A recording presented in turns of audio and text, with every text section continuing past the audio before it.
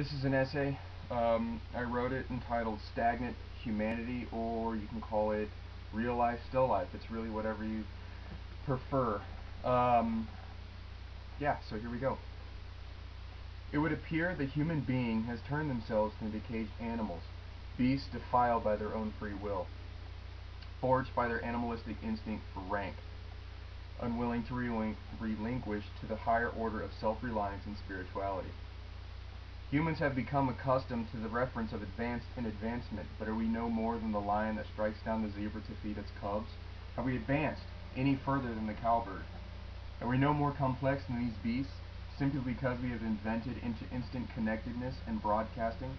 A life simply aligned with the mission of wealth and materials is no life at all, I say. We have become a society of comfort. When a thought of stepping to shake the hand of a stranger enters our mind, then we shudder with the frigid wind. Were we not all born of the same loins of Adam? Scientists now say the cradle of civilization is Africa. Shall we not all be known as Africans, or at least brothers and sisters?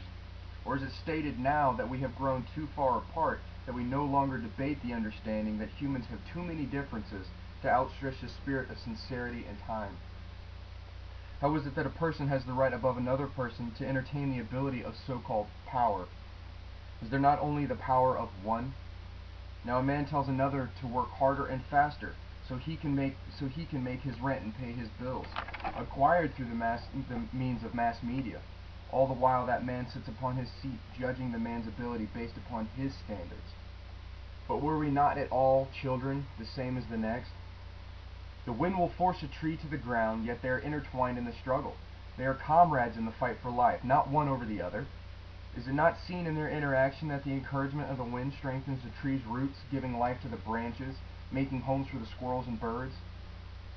Basically, it is our duty as human beings to encourage the other, to work together to strengthen ourselves as one. As I have sat to observe the curious creature that is my fellow human, I saw, as they passed by me, glances darting towards my direction and quickly retracted when I would return the favor. A motion that raises the question to me, what is it that we search for? Have we not the ability to reach forth and ask that man, how is the day, or can I help you? This is another gesture I feel has lost its connection, its connotation, resolved simply to a grocery store screenplay.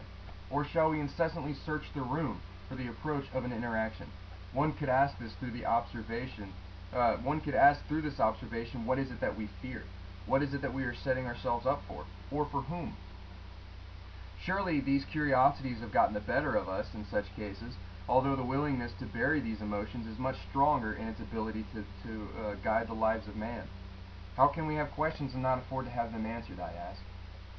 A man who questions the need to further himself amongst this world of technology and give himself wholly to the conquest of the mind and the soul is to be looked upon a man with no direction or ambition.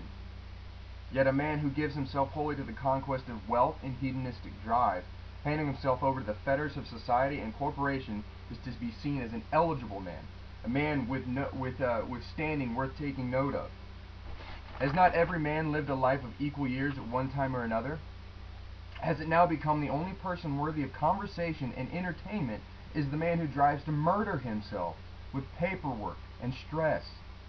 Is America not a nation born of rebels and those seeking refuge from persecution of their beliefs? How far have we come to say that we will no longer seek alternative means of living or believing? Is the mind not vast and the world expansive? How then can we say that our technology is, simply stated, the best? The most convenient, I might say, is all that I have seen, most of which is not even our own technology.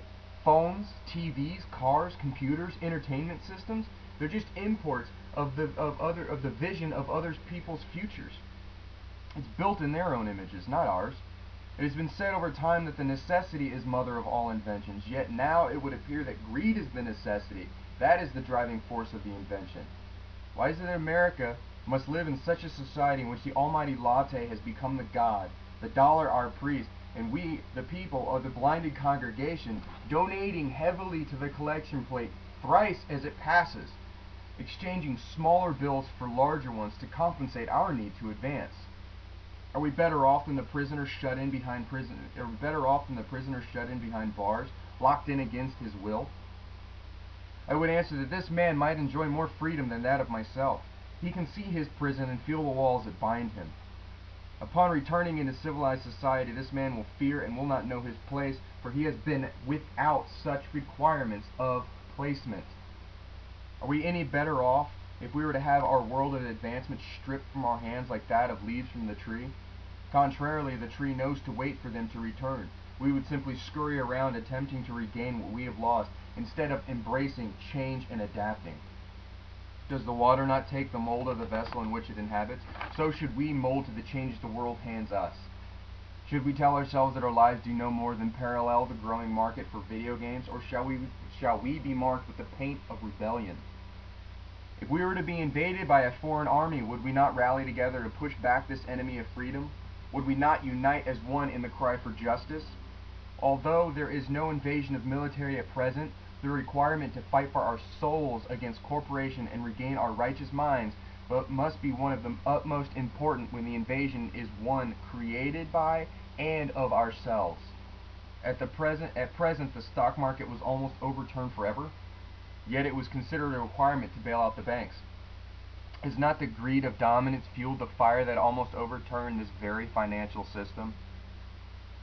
Is the enthusiasm of immediate change, the one we see right now, is it one of seasonal winds, or will it be a memorial to us, human beings? Will it?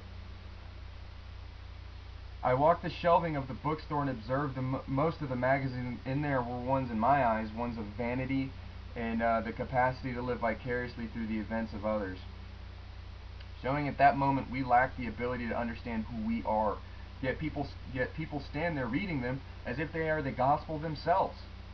Young teenagers, I heard young teenagers, they could be overheard asking one another if they could believe that some celebrity got arrested or if another had a child. Moments that are part of everyday life. Yet when it happens to somebody praised as divine, it would be portrayed as an atrocity.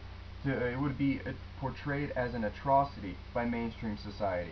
A situation we have the ability to avoid, and it is only created by our willingness to allow it, hence drawing the focus away from the evolutions of our minds through the actual use of the novels and biographies that were surrounding it on the shelves. How is it then, I might ask, that we remember who we are? This is a struggle amongst a struggle. Have we become so far removed from the fight of our ancestors that we have forgotten the herald of discovery, the fear of the unknown? How can we call ourselves a free land when we have erected factories of vanity and immediate satisfaction? Are we not shackled by our fervent production? As much as I understand the need for technology and the human nature of connectivity, I am not a man willing to lose myself amidst the race to be the first and the best. I will not claim my dominion over my neighbor. When will be the time that we have seen our fetters as apparent as the bars caging the bird? When?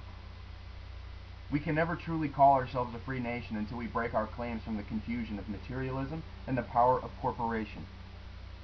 We shall be forever scattered as the Tower of Babel scattered the language. It is imperative that we return to our forgotten planes of the mind, pioneer a new movement, reclaim our power over the inanimate, and begin again. When man is ready for this, then this will be the world that we shall have.